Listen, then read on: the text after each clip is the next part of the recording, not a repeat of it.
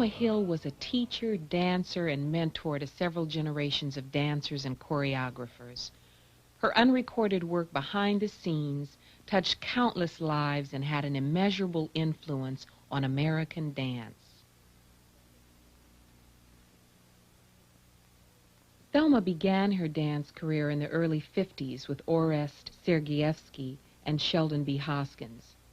She was part of a generation of dedicated black dancers who formed their own companies against a backdrop of segregation in the American arts world.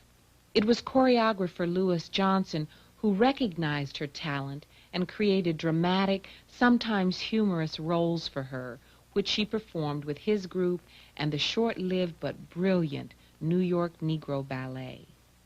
Thelma was ballet mistress on the company's historic tour of Europe in 1957. Difficulties brought the tour to an early end, and the company disbanded in New York shortly after.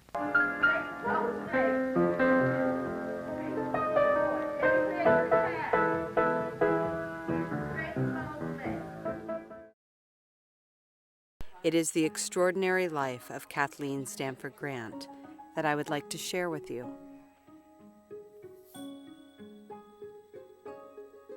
The story begins in 1921 in Boston, Massachusetts. Imagine yourself here, a young black girl being raised in a predominantly white neighborhood. Her dream is to become a classical ballet dancer. The reality, in a racially segregated country, is there's no such thing as a black classical dancer. But this is not something a young girl understands. In the early 1930s, Kathleen Stanford is admitted as the first black student in the Boston Conservatory of Music's dance program. Just one of many firsts that Kathleen goes on to pioneer.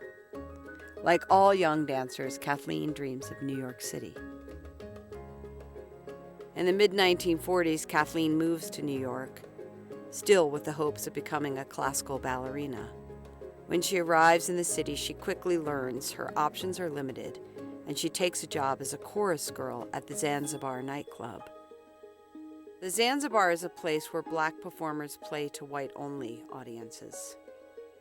There are many doors shut to Kathleen's dreams, but that does not stop her. She wants to dance.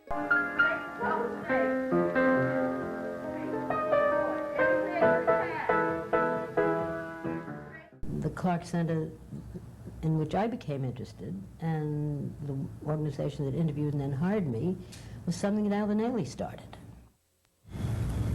And then there was this huge auditorium down below, the one that had been, as you mentioned, the showbiz part. Right. And Alvin moved in. Oh. And that was, and why is it called Clark Center?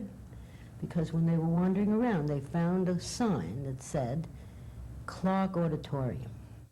So I was really quite excited to go there, and in the course of, I stayed there for 16 years.